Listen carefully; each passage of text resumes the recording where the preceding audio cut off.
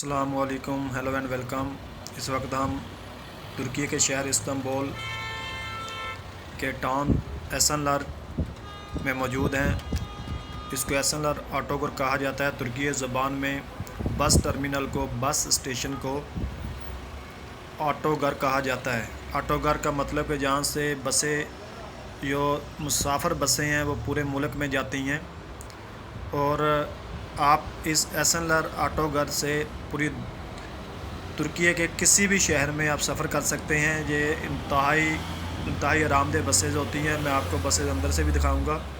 और ये हमारा सफ़र तकरीबन 16 घंटे का है बाई बस, जहाँ से गाज़ियानतेप का, और गाज़ियानतेप वो सिटीज़ हैं जो लास्ट ईयर इनका यहाँ पे ज़लज़ला आया था, वो उसी पट्टी में शहर आते हैं। और ये हमारा सफ़र 16 घंटे का है, और 16 घंटे में ये जो बस है तकरीबन 7-8 शहरों को टच करेगी, जिनमें अनकरा भी आएगा।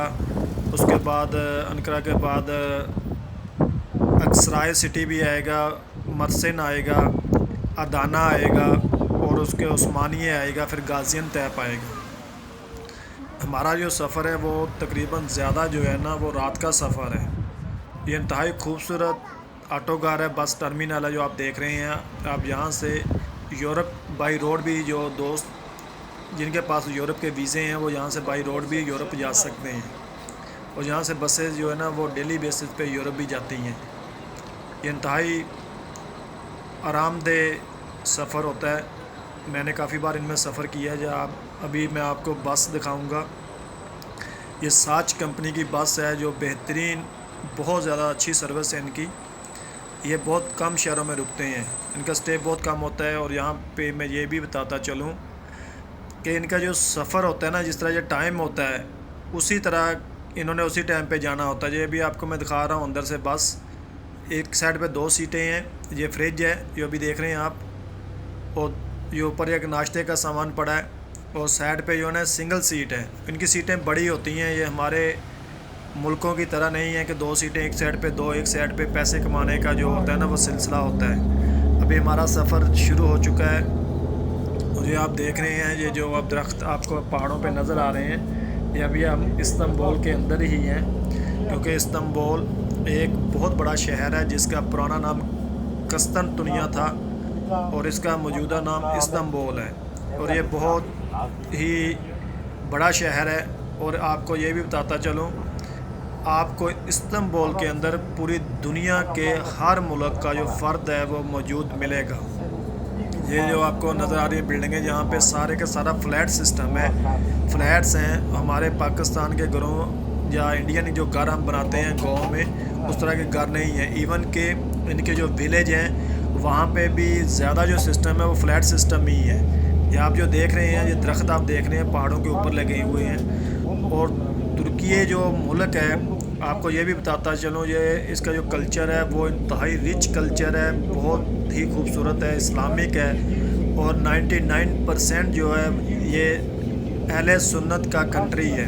और ये आपको जो पौधे नज़र आ रहे हैं, ये सारे के सारे यहाँ पे जो पौधे हैं पहाड़ों पे लगाए गए हैं। और ये सारे के सारे जो है ना ढलवानी एरिया है, जहाँ पे हमवार जगह या फ्लैट सिस्टम नहीं है। जिस तरह ज़मीनें हमवार हैं हमारे पाकिस्तान में, हमारे इंडिया में, पंजाब में, इस तरह जिसकी ज़मीनें नहीं है। ये सारा का सारा पहाड़ी सिलसिला है, और ये पहाड़ी सिलसिला पूरे तुर्की में वाक़या है।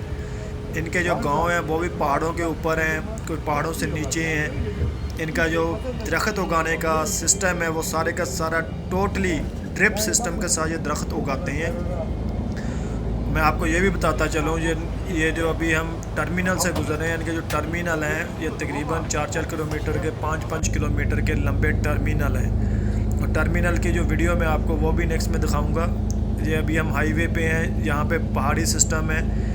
और तुर्की जो है ये तकरीबन यहाँ पे दुनिया की हर चीज़ में ये खुद कफ़ील है। यहाँ पे गारमेंट्स भी बनती है, जहाँ पे कपड़ा भी बनता है, और यहाँ पे स्टील का, और उसके बाद मशीनरी जो भी है, ट्रैक्टर्स हैं, बहुत पाए के जो ट्रैक्टर्स हैं वो तुर्की में बनते हैं। यहाँ पे जो एग्रीकल्चर है, ये एग्रीकल्चर में बहुत ज़्यादा खुद कफ़ील हैं। और एग्रीकल्चर में ये बहुत ज़्यादा एडवांस है। इनकी जो मशीनरी है वो बहुत ज़्यादा एडवांस है। आने वाले जो ये वीडियोस का सिलसिला है, मैं कोशिश करूँगा इंशाल्लाह, और वो वीडियोस का जो सिलसिला है वो भी आपको आगे जाके दिखाऊँ। इनकी मशीनरी के बारे में बताऊँ कि इनकी जो मशीनरी है, जहाँ पे इनकी जो ज़राअत है, कि इनकी ज़राअत कितनी हमसे एडवांस है, और जहाँ पे जो भी है, जहाँ बहुत ज़्यादा अच्छे तरीके से वेल मैनेज तरीके से किया जाता है। अभी जो पहाड़ नज़र आ रहे हैं, इनके ऊपर जो दरख्त नज़र आ रहे हैं, ये दरख्त जो हैं ये सारे के सारे ड्रिप सिस्टम के तहत उगाए गए हैं। यहाँ पे मैं 2 साल पहले आया था तो यहाँ पे बिल्कुल कोई ग्रीनरी इतनी ज़्यादा नहीं थी, लेकिन इन लोगों ने 2 से 3 साल में बहुत ज़्यादा दरख्त उगाए हैं, टोटल ड्रिप सिस्टम के तहत उगाए हैं। और आपको ये मज़े की बात बताता चलूँ, ये जो आपको छोटे दरख्त या बड़े नज़र आ रहे हैं, सारे के सारे चलगोज़े के दरख्त हैं। और जो चलगोज़ा है ये इनके पूरे मुल्क में लगाया गया है, बहुत ज़्यादा बड़े पैमाने पर इसको काश्त किया गया है, ताकि जब इनको जो फ्रूट मिलेगा, जिस एरिया में इनको फ्रूट मिलेगा वो ये उसी एरिया में इसको और ज़्यादा उगाएंगे। जो आपको जो पहाड़ों पे नज़र आ रहे हैं, इनमें ज़्यादा जो है ना 80% दरख्त हैं वो चलगोज़े के हैं। ये भी हम पहाड़ों से गुज़र रहे हैं, ये इस्तांबुल का ही एरिया है, क्योंकि इस्तांबुल का जो एरिया है ये विद इन 2 आवर्स राउंड भी अगर हम गाड़ी पे लगाएंगे तो कवर नहीं होता है। ये बहुत बड़ा सिटी है। ये देखें इनके पहाड़ कितने खूबसूरत हैं, कितने दरख्त हैं। जो नीचे जो सड़क जा रही है, गांव, इनके जो नीचे गांव हैं, ये उनकी तरफ सड़कें जा रही हैं। ये बहुत ज़्यादा डेवलप कंट्री है, और यहाँ की जो डेवलपमेंट है वो बहुत ज़्यादा है, और यहाँ पे डेवलपमेंट और भी बहुत ज़्यादा हो रही है। ये पहाड़ इनके बहुत खूबसूरत हैं। इनका जो ड्रिप सिस्टम है, जब आपको एक ड्रिप सिस्टम का ये मकसद होता है कि आप उसको जो बारीक पाइप होते हैं प्लास्टिक के, उनके साथ पानी देते हैं दरख्तों को।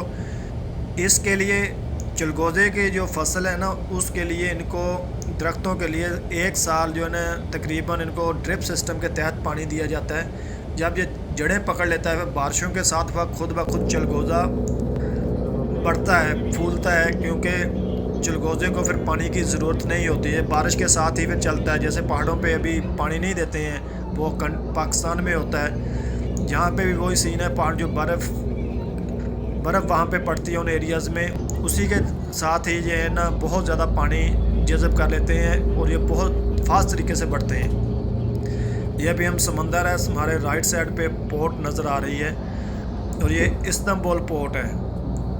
अभी हम ये बस में सफ़र कर रहे हैं। अब कोशिश करेंगे कि नेक्स्ट वीडियोज़ में आपको वहाँ पे जाकर करीब से वो सब कुछ दिखा सकें। ये देखें, ये समंदर है इनका। ये इस्तांबुल के जो इस्तांबुल है, बेसिकली ये समंदर के अंदर ही, सारे के सारे जो वो समंदर के अंदर है। इसके चारों तरफ समंदर है, और खुश्की इसको नहीं लगती है। और ये सारा जो मैं आपको ये भी बताता चलूँ, जो इस्तांबुल है, इस्तांबुल का तकरीबन 5% हिस्सा जो है ना वो यूरोप में है, और बाकी जो है ना वो एशिया में है। इस्तांबुल यूरोप और एशिया दोनों में पाया जाता है। ये पोर्ट आपको नज़र आ रही है जहाँ पे रिफाइनरीज लगी हुई हैं। इन लोगों ने इसको बहुत अच्छे तरीके से मैनेज किया है। इनका जो दरख्त उगाने का जो सिलसिला है, इनकी जो बल्दिया है और गवर्नमेंट है, ये मिलकर बहुत अच्छे तरीके से इसको मैनेज करते हैं और मिलकर दरख्त उगाते हैं। मैंने एक बुज़ुर्ग से पूछा था कि ये दरख्त कैसे उगाए गए हैं पहाड़ों पे। उन्होंने मुझे बताया था कि ये मौजूदा गवर्नमेंट है, इस गवर्नमेंट ने ये सारे के सारे दरख्त उगाए हैं। और कोई भी काम जो होता है ना वो अवाम के बगैर नहीं होता है, अवाम को साथ देना पड़ता है तभी ये काम पॉसिबल होते हैं।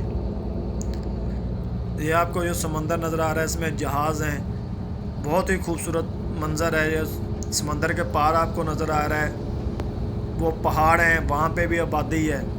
ये सारे जो नीचे आपको लाइटें हैं, अभी शाम का वक्त है, आपको ये सारा जो नज़र आ रही है, ये सारे के सारे समंदर के अंदर जहाज़ हैं, जिसमें छोटे भी हैं बड़े भी हैं, क्योंकि यहाँ पे पोर्ट है, पोर्ट के ऊपर बड़े और छोटे जहाज़ लंगर अंदाज होते हैं, जहाँ पे कंटेनर पिक एंड चू होते हैं और ड्रॉप भी होते हैं।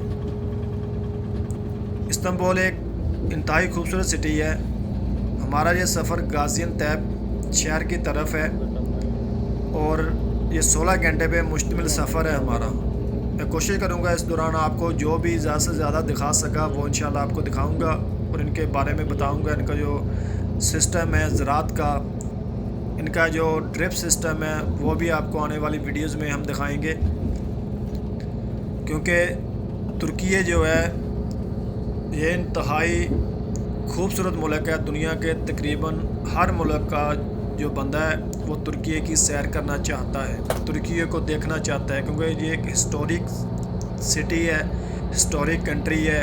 इनकी बहुत सी कुर्बानियाँ हैं और तुर्की ने 800 साल तक जो है पूरी दुनिया जो यूरोपियन पे हुकूमत की थी। आप सोच लें कि मुसलमानों की हुकूमत यूरोप पे 800 साल तक रही है। ये स्पेन, पुर्तगाल सारा तुर्की में आता था। ये अभी आपको दूर से नज़र आ रहा है, ये पोर्ट है। यहाँ के लोग इंतहाई अच्छे लोग हैं, कोऑपरेटिव हैं, प्यार करने वाले लोग हैं। और जो इनका कंस्ट्रक्शन का आप देख रहे हैं, ये सारा का सारा फ्लैट सिस्टम होता है।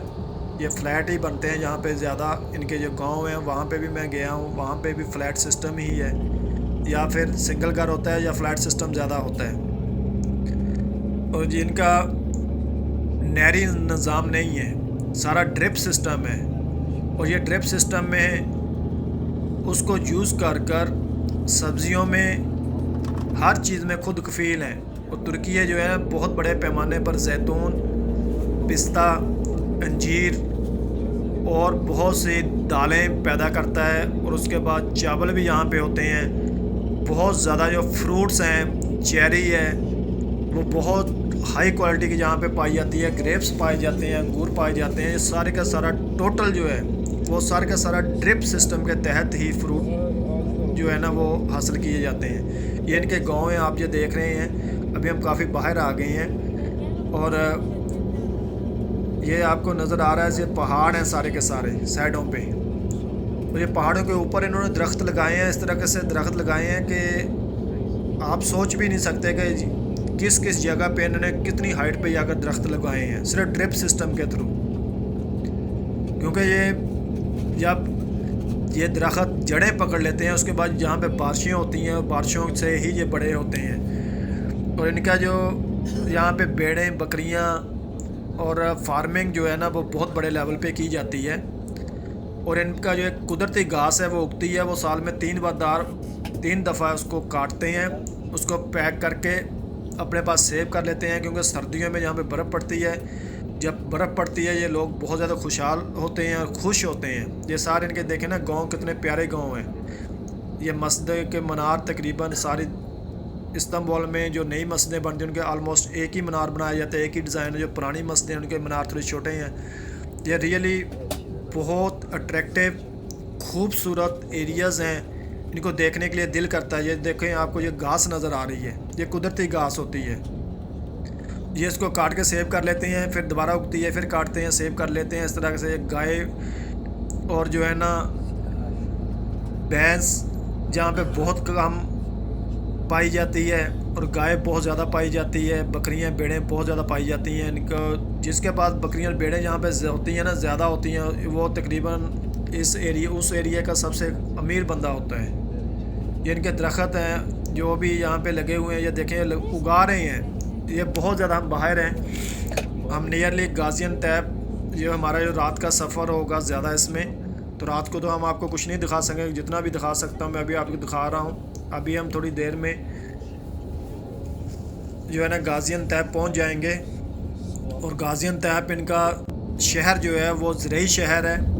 वहाँ पे बहुत ज़्यादा ज़राअत की जाती है, वहाँ पे नहरें भी हैं, खाले भी हैं, केनाल भी हैं। अभी ये हम गाजियानतैप के एरिए में आ गए हैं। ये आपको जो पहाड़ों पे नज़र आ रहा है सारे का सारा चलगोज़ा है और जैतून है।